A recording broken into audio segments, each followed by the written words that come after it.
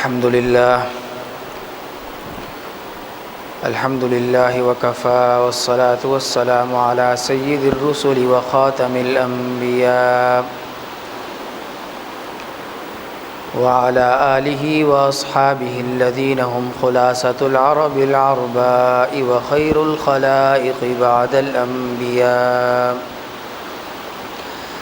أما بعد فأعوذ بالله من الشيطان الرجيم.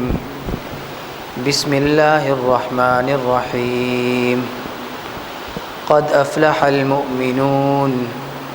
الذين هم في صلاتهم خاشعون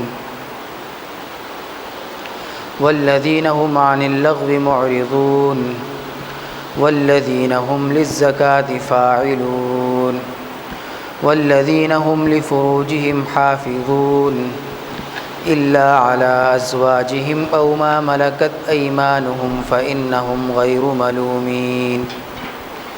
فمن ابتغى وراء ذلك فأولئك هم العادون والذين هم لأماناتهم وعهدهم راعون والذين هم على صلواتهم يحافظون أولئك هم الوارثون الذين يرثون الفردوس هم فيها خالدون. وقال النبي صلى الله عليه وسلم من صام رمضان ثم أتبعه ستا من شوال كان كصيام الدهر. صدق الله العظيم وصدق رسوله النبي الأمي الكريم ونحن على ذلك لمن الشاهدين والشاكرين والحمد لله رب العالمين.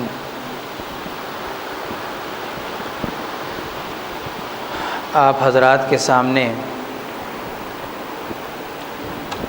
بندے نے قرآن مجید کے ایک رکوع کی تلاوت کی سعادت حاصل کی. اس رکوع کے اندر اللہ رب العزت نے ایمان والوں کی صفات کا ذکر کیا ہے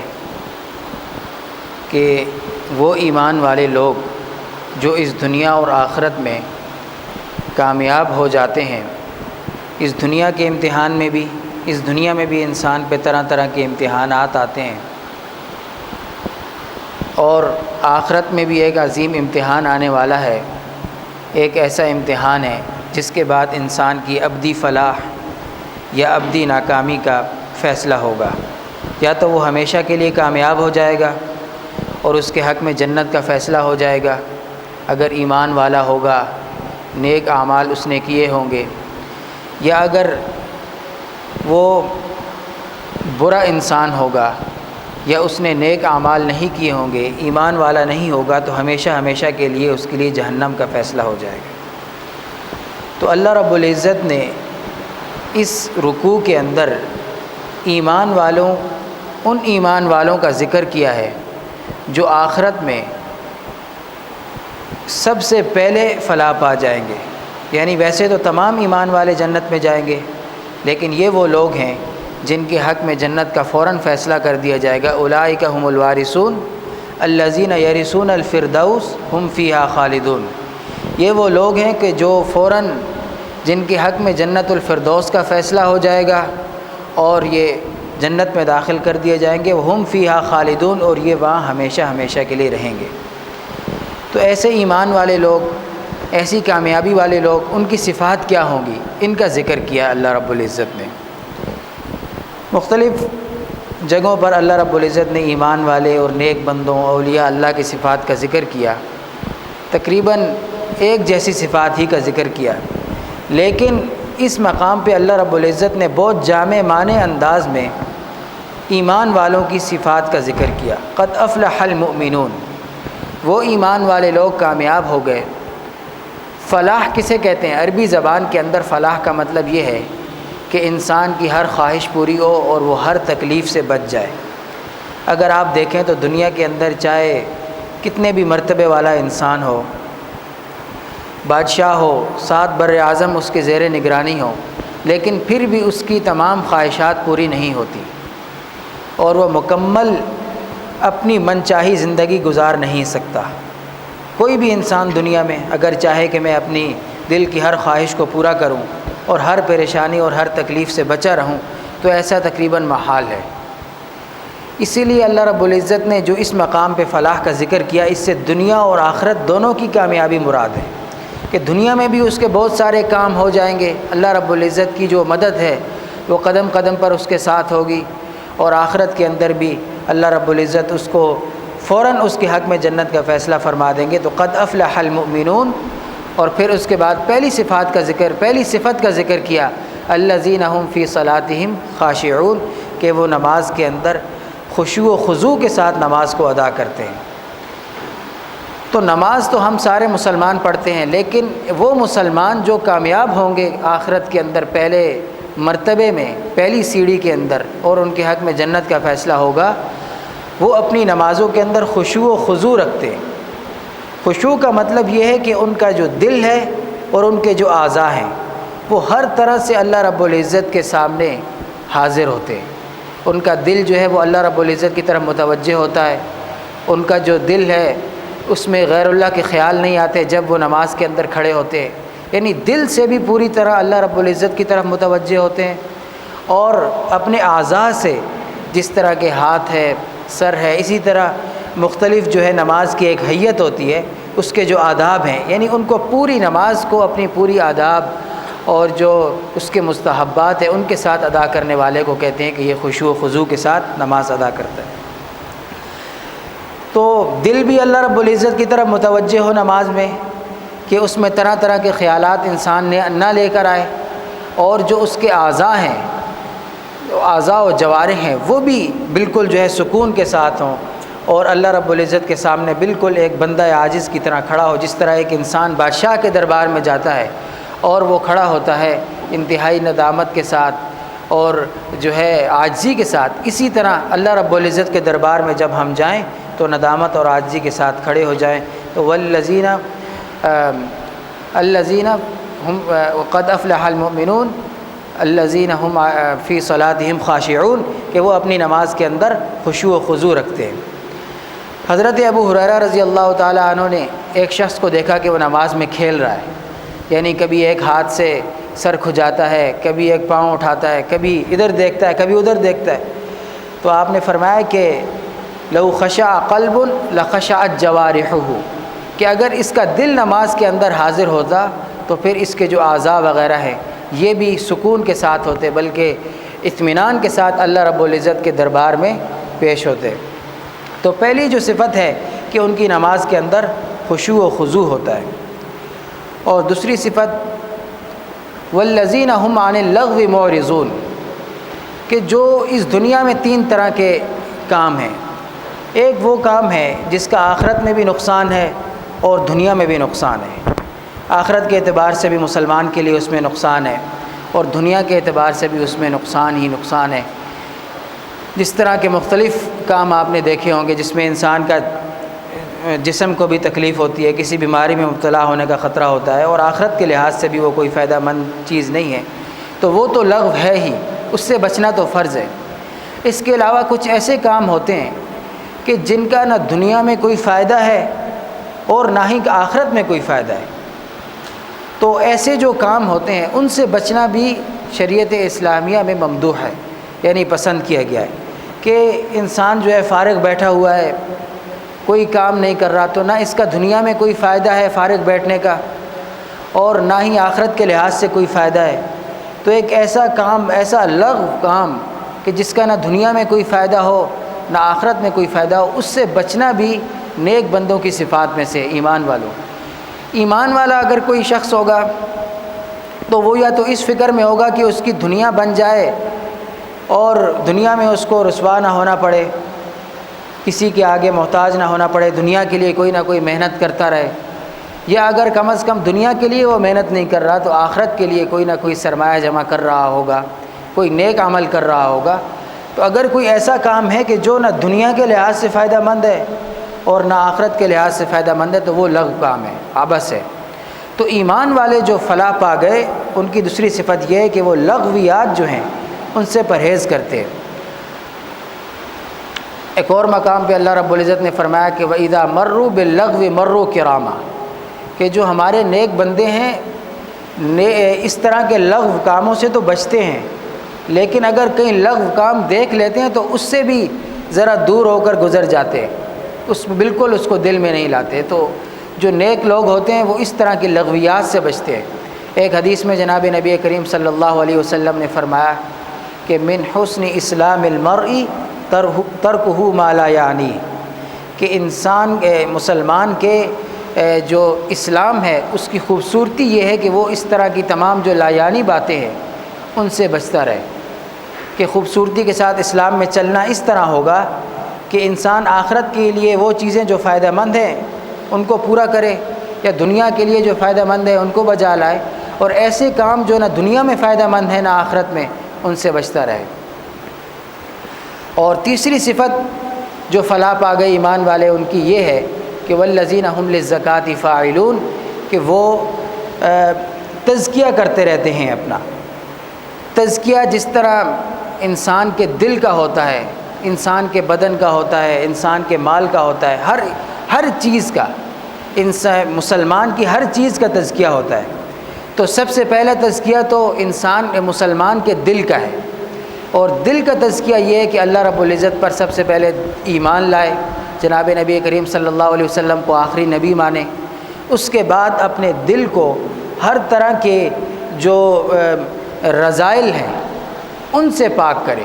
جس طرح شرک ہے، ریا ہے، حسد ہے، کینہ ہے،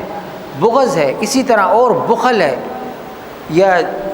جبن ہے، اس سے جو ہے اپنے دل کو بچا کے رکھے، اور اپنے دل کے اندر جو صفات ہیں، جو خلق ہے، دل کے جو اخلاق ہیں ان سے اپنے دل کو مزین کرے، جس طرح سخاوت ہے، بہادری ہے، اللہ کی رضا کی تلاش ہے، للہیت ہے، اور اللہ رب العزت کی طرف متوجہ ہونا ہے۔ تو اپنے دل کو سب سے پہلے تو دل کے جو پیالہ ہے اس کو جو رذائل ہے ان سے پاک کرے انسان، شرک سے، ریا سے، حسد سے، بغض سے، تو دل کی جتنی برائیاں ہیں ان سے اپنے آپ کو بچائے۔ اور بدن کی زکوٰۃ یہ ہے کہ انسان 5 وقت کی نماز پڑھے، جس طرح کہ میں نے کہا کہ خشوع و خضوع کے ساتھ اللہ رب العزت کے دربار میں حاضر ہو، وضو کرے، اور وضو کے بعد خشوع و خضوع کے ساتھ جماعت کے ساتھ تمام آداب کو بجا لاتے ہوئے نماز ادا کرے، تو یہ بھی بدن کا تزکیہ ہے۔ پھر اس کے علاوہ بدن کا ایک تزکیہ روزہ بھی ہے، کہ سال کے بعد رمضان کے مہینے میں 30 روزے رکھے جو مسلمانوں پر فرض کیے گئے، تو یہ بھی بدن کا تزکیہ ہے۔ اور ایک زکوٰۃ وہ ہے جسے آپ جانتے ہیں شریعت اسلامیہ میں، جسے عام طور پر زکوٰۃ کہتے ہیں، جو مال کی زکوٰۃ ہے۔ جس طرح آپ نے دل کو پاک کر لیا، اپنے بدن کو پاک کر لیا، اسی طرح اب جو اپنا مال ہے آپ کا اس کو بھی جو رذیل چیزیں ہیں ان سے پاک کرنا ہے۔ تو اس کا طریقہ یہ ہے کہ آپ ایک مخصوص مقدار مال کی ایک مخصوص ایام کے بعد مخصوص لوگوں کو ایک خاص نیت کے ساتھ جب آپ صدقہ کرتے ہیں، زکوٰۃ جسے کہتے ہیں، تو اس سے مال پاک ہو جاتا ہے۔ یعنی 2.5% آپ اگر صاحب نصاب ہیں تو سال کے بعد آپ غریب کو اپنے مال میں سے 2.5% ادا کریں گے، 40واں حصہ، اسے زکوٰۃ کہتے ہیں۔ تو تیسری صفت جو ہے والذین هم للزکاۃ فاعلون، کہ وہ زکوٰۃ یعنی ایسی چیزیں جن سے دل پاک ہوتا ہے، اور ایک مسلمان کا جسم پاک ہوتا ہے، اور ایک مسلمان کا مال پاک ہوتا ہے، تو ایسی چیزیں بجا لاتے ہیں، یعنی دل کو اپنی برائیوں سے بچاتے ہیں، اور بدن کی صفائی میں، بدن کے تزکیے میں لگے رہتے ہیں ظاہراً، اور اسی طرح مال کو جو ہے بری چیزوں سے اور دوسروں کے حقوق سے فارغ کر کے رکھتے ہیں، اور اپنے مال کو خالص اللہ رب العزت کے لیے اور اللہ رب العزت کی رضا کے لیے سال کے بعد مستحقین زکوٰۃ کو ادا کرتے ہیں۔ تو یہ تیسری صفت ایمان والوں کی ہے جو کامیابی پا گئے۔ اور چوتھی صفت یہ والذین هم لفروجہم حافظون، چوتھی صفت یہ ہے کہ اپنی شرمگاہوں کی حفاظت کرتے ہیں۔ ایمان والوں کی چوتھی صفت یہ ہے کہ اپنی شرمگاہوں کی حفاظت کرتے ہیں، الا علی ازواجہم، سوائے اپنی بیویوں کے اور لونڈیوں کے۔ یعنی یہ جو ایمان والے آخرت میں کامیاب ہو جائیں گے، ان کی ایک صفت یہ ہے کہ یہ اپنی شرمگاہوں کی حفاظت کرتے ہیں اپنی، سوائے اس کے کہ اس کو اپنی بیوی کے ساتھ استعمال کریں یا اپنی لونڈیوں کے ساتھ، تو اس معاملے میں اللہ رب العزت نے انہیں اجازت دی ہے۔ تو آپ جانتے ہیں کہ زنا یا اس طرح کے کسی بھی اور طریقے سے اپنی شہوت کو پورا کرنا شریعت اسلامیہ میں منع اور ناجائز ہے۔ شریعت اسلامیہ میں شہوت کو پورا کرنے کا جو طریقہ بتایا ہے وہ یہ ہے کہ یا تو آپ نکاح کریں اور نکاح کے بعد اپنی شہوت کو پورا کریں، یا پھر یہ کہ آپ کے پاس کوئی لونڈی ہو اور آپ اس سے اپنی شہوت کو پورا کریں۔ اس کے علاوہ جتنے بھی طریقے ہیں وہ شریعت اسلامیہ میں ناجائز اور حرام ہیں۔ تو جو ایمان والے کامیاب پا گئے ان کی چوتھی صفت یہ ہے کہ وہ اپنی شرمگاہوں کی حفاظت کرتے ہیں، سوائے اس کے کہ وہ اپنی لونڈیوں کے حق میں استعمال کریں اپنی شرمگاہ کو، یا اپنی شرمگاہ کو وہ جو ہے اپنی بیویوں کے ساتھ استعمال کریں۔ اس کے علاوہ کسی بھی طریقے سے وہ بچتے ہیں۔ اور پانچویں صفت یہ ہے کہ والذین هم لاماناتهم وعہدهم راعون، کہ جو ایمان والے ہیں ان پر جب کوئی امانت آ جاتی ہے، امانت کسے کہتے ہیں؟ امانت اسے کہتے ہیں کہ آپ پر کوئی ذمہ داری ڈالی گئی، آپ پر کسی بھی چیز کے بارے میں اعتماد کیا گیا، بالفرض آپ کو کسی نے کوئی راز کی بات بتا دی تو آپ کو امانت دار سمجھ کے بتائی، آپ کو ایک اچھا انسان سمجھ کے بتائی، بھروسہ کیا کہ آپ اس کا بھروسہ نہیں توڑیں گے، آپ اس کو راز کی بات راز میں رکھیں گے، اور آپ لیکن اس نے آپ کا راز آگے بتا دیا، تو یہ بھی خیانت ہے۔ اسی طرح کسی بھی حق میں کوئی بھی طرح کی خیانت ہو، جس طرح کہ آپ کے پاس کسی نے کوئی چیز رکھوائی اور آپ نے اس چیز میں خیانت کر دی، اس کو ضائع کر دیا یا استعمال کر لیا، تلف کر لیا، یا آپ پر کوئی ذمہ داری ہے، آپ کسی ملازم ہیں کسی جو ہے دفتر میں، یا آپ کسی کے خادم ہیں اور آپ کو ایک خاص ذمہ داری کی تنخواہ دی جاتی ہے، تو آپ اس ذمہ داری کو اگر پورا نہیں کر پاتے تب بھی آپ خائن ہیں۔ تو اسی لیے فرمایا کہ والذین ہم لاماناتہم، کہ جو اپنی ذمہ داریوں کو پورا کرتے ہیں۔ ہم میں سے ہر شخص کی کوئی نہ کوئی ذمہ داری ہے۔ سب سے پہلی ذمہ داری تو یہ ہے کہ ہم اللہ رب العزت کے بندے ہیں، اللہ رب العزت پر ایمان لائیں، اور اس کے بعد اللہ رب العزت کے جتنے احکام ہیں ان کو پورا کریں۔ تو پہلی ذمہ داری یہ ہے، تو اس امانت کو بھی پورا کرتے ہیں۔ اور اس کے علاوہ دنیا میں بھی بہت ساری امانتیں، حقوق العباد ہے۔ ہم میں سے ہر شخص کسی کا بیٹا ہے جو ہے، اور ممکن ہے وہ آئندہ زندگی میں کسی کا والد بنے، اور ممکن ہے کہ کسی کا بھائی ہو یا کسی کی بہن ہو یا کسی کا شوہر ہو یا کسی کی بیوی ہو وہ، تو جو بھی اس کی ذمہ داری ہے، اگر وہ شوہر ہے تو اس کے جو شوہر والی ذمہ داری ہے، اگر وہ والد ہے تو اس کی جو والد والی ذمہ داریاں ہیں، اسی طرح اگر وہ بھائی ہے تو اس کی بھائی والی جو جتنی بھی ذمہ داریاں ہیں ان کو پورا کرے۔ تو والذین ہم لاماناتہم، کہ جو ان کی ذمہ داریاں ہیں اللہ رب العزت کی طرف سے اس کی طرف متوجہ ہیں، والذین ہم لاماناتہم وعہدہم راعون، کہ اپنی ذمہ داریوں کو وہ خوش اسلوبی کے ساتھ پورا کرتے ہیں۔ وعہدہم راعون، اسی طرح ایک تو امانت اور ذمہ داری ہوتی ہے، ایک یہ کہ ذمہ داری سے بڑھ جاتا ہے آدمی اور خود کوئی ذمہ داری اپنے اوپر لے لیتا ہے۔ جس طرح کہ کوئی عہد کر لیا آپ نے کسی سے کہ میں، ایک وعدہ ہوتا ہے اور ایک عہد ہوتا ہے۔ عہد یہ کہ دونوں طرف سے ہوتا ہے کہ ہم دونوں یہ کام کریں گے، یا جس طرح آپ ایک دفتر میں ملازم ہوتے ہیں تو وہ کہتے ہیں کہ آپ کو ہم تنخواہ دیں گے، اور آپ کہتے ہیں کہ میری ذمہ داری یہ ہے کہ میں فلاں وقت سے فلاں وقت تک جو ہے یہاں ڈیوٹی انجام دوں گا، تو یہ ایک عہد کی طرح ہے۔ تو والذین ہم لاماناتہم وعہدہم راعون، کہ کچھ ذمہ داریاں تو اللہ رب العزت نے ڈالی ہیں ان کو بھی پورا کرتے ہیں، اور کچھ وہ جو انہوں نے خود اپنے اوپر جو ہے وہ کسی بھی فائدے کے حصول کے لیے نافذ کیے ہیں اپنے اوپر، تو ان کو بھی پورا کرتے ہیں۔ اور اپنے جو عہد ہے، اپنے جو وعدے ہیں، ان کو بھی خوش اسلوبی کے ساتھ پورا کرتے ہیں۔ تو اپنے جو دنیا میں جتنے بھی کام ہیں، آپ نے کسی کے ساتھ کوئی وعدہ کیا ہے، کوئی معاہدہ ہے، کوئی لینے دینے کا معاہدہ ہے، خرید و فروخت کا، یا کسی بھی طرح کی کوئی دفتری ذمہ داری ہے، یا کسی بھی اور طرح کی کوئی اخلاقی ذمہ داری ہے، تو آپ اس کو پورا کریں گے۔ والذین ہم لاماناتہم وعہدہم راعون۔ اور آخری صفت یہ ہے کہ والذین ہم علی صلواتہم یحافظون۔ پہلی جب صفت بیان کی تھی اللہ رب العزت نے، اس میں یہ کہا تھا کہ نماز میں خشوع و خضوع کے ساتھ نماز کو ادا کرتے ہیں، اور آخری جو صفت بیان کی وہ بھی یہی بیان فرمائی کہ اپنی نمازوں کا خیال کرتے ہیں۔ پہلے تو یہ کہا تھا کہ نماز میں ان کا دل لگا رہتا ہے، جب نماز پڑھتے ہیں تو دل سے نماز پڑھتے ہیں اور اپنے بدن کو بھی سکون کے ساتھ رکھتے ہیں، جس طرح کی نماز کے آداب ہیں۔ اور اب یہ کہہ رہے ہیں کہ جب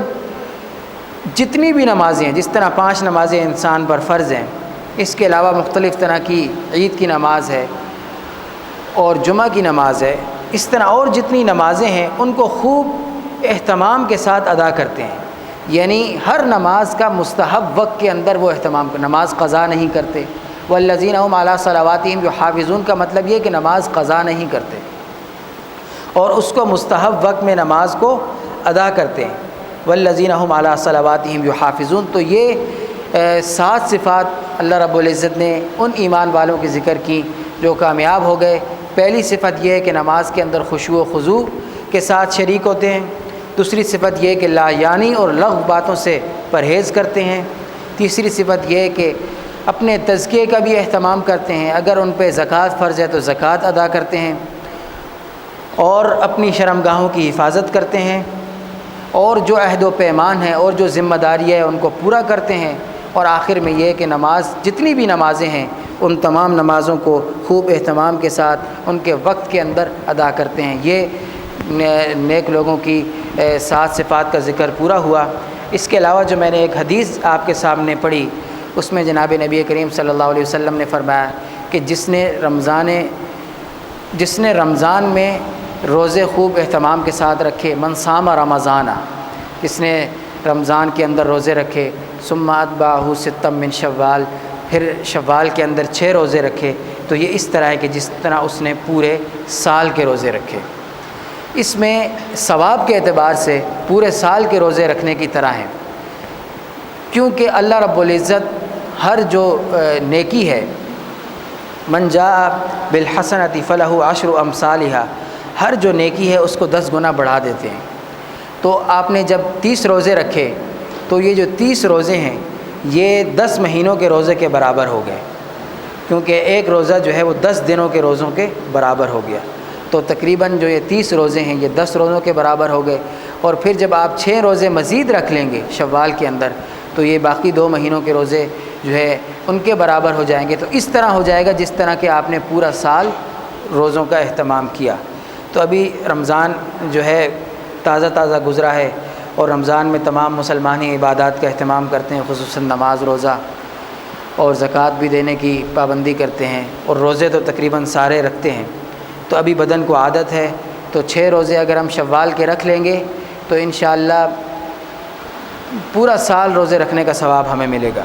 اور جو صفات آپ کے سامنے کی کہ نماز کا اہتمام کریں، زکوٰۃ کا اہتمام کریں، چونکہ بدن کو ابھی عادت ہے اور وہ اس مشق سے گزر چکا ہے، اس وجہ سے آسانی کے ساتھ اگر ہم اس کو پورا سال جو اپنا کے رکھیں گے تو ہمیں فائدہ ہوگا۔ اللہ رب العزت ہم سب کو دین پر عمل کرنے کی توفیق نصیب فرمائے۔ وآخر دعوانا الحمدللہ رب العالمین۔